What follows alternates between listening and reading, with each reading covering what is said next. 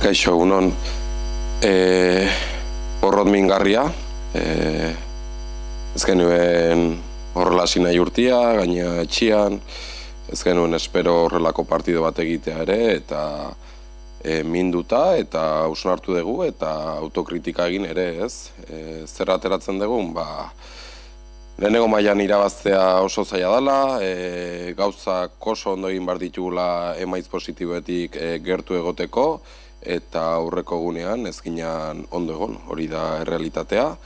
Ez genuen nahi bar ikusi, esango nuke 3 akats defensibotan Sevillak 3 gol egin zitula, ez da ohikoa guregan, eta hortik aurrera ez ginen kapaz izan gero gu gola egiteko, ez?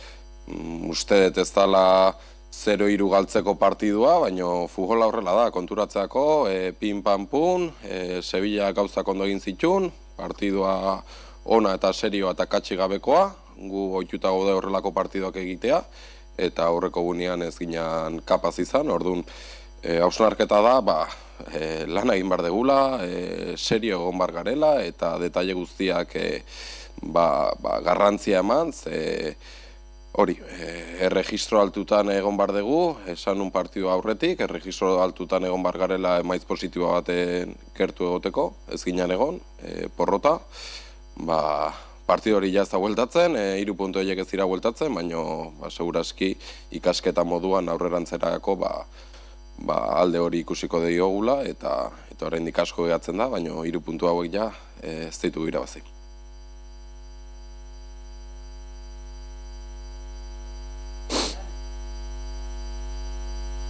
Gainera oain Real Madriden aurka jolasten dugu, etxetik kanpo, Real Madrid urtero hobegoa da, Barça ondoren niretzako talde onena, orain aukera badakagu, emaitz positibo bat ateratzeko, zaila, baina bueltatzeko eta gauzonak egiteko partiduan hasteko ondo lehiatu, defentsiboki garrantzia eman akzio asko iri, horietan landu eta fokoa jarri, eta lehiatu behar dugu.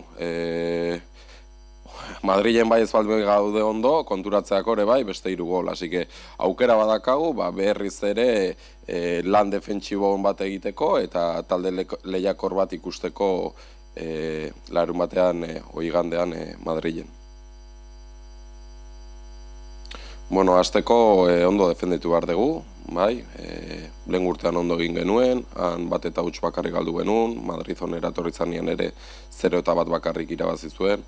Lehenengo gauza da ondo defenditzea, akatsak ez egitea, akatsak egin ezkeo kalitate handiko jokalari ditu nun ez digute barkatuko, eta hortik aurrera transizioak bilatu, baloi geldiak ere aprobetxatu, baloiarekin pixkate arna sartu, baino sakonak izateko ez, horri izangoa pixkate gakoak. Ez taldea lehengo haste moduan dago, ez dago ez errelevanterik.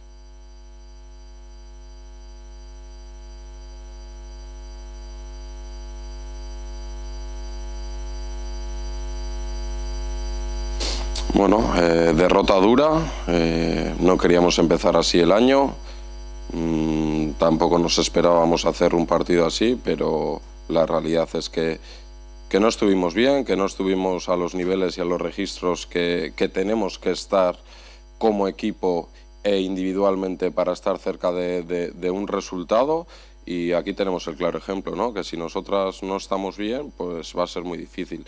Que quizás no sea un partido para perder 0-3, pero esto es fútbol. Al final, 3 errores nuestros defensivos, donde no estamos acostumbradas a cometerlos. El Sevilla nos hace 3 goles y a partir de ahí nosotras no somos capaces de hacer gol, ¿no? Tenemos un penalti que si lo llegamos a acertar, pues empatamos a 1, igual el partido coge otro rumbo. No fue así, pero la autocrítica que hacemos y la reflexión que hacemos es que somos el Eibar, que tenemos que estar a niveles y registros muy altos, tanto individualmente como colectivamente, para estar cerca de un resultado.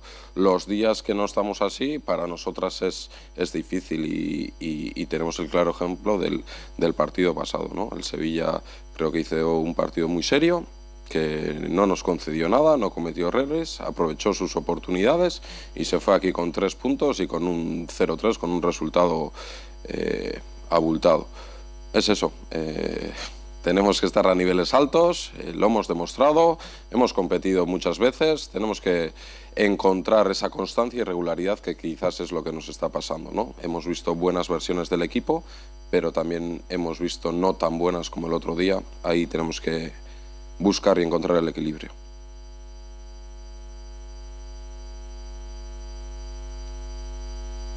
Además eso, ¿no? Pues venimos de una derrota y vamos al Di Stéfano. El Real Madrid para mí es, después del Fútbol Club Barcelona, el mejor equipo. Cada año va mejorando. Este año sus números son mejores que los de las temporadas pasadas. En Liga creo que, quitando el Barcelona y el Atlético Madrid que le empató allí en el Di Stéfano, todos son victorias. En Champions también ha conseguido la clasificación. Pues vamos a un estadio muy difícil contra un rival muy grande. Pues con más razón tenemos que competir bien. El objetivo es competir bien, defender bien, no cometer los errores que cometimos en el último partido. Tienen grandes jugadoras que si les regalamos algo nos van a penalizar. La temporada pasada ya competimos bien allí, perdimos 1-0, en casa también les competimos, perdimos solo 0-1. Tenemos que ver el Eibar competitivo que hemos visto muchas otras veces.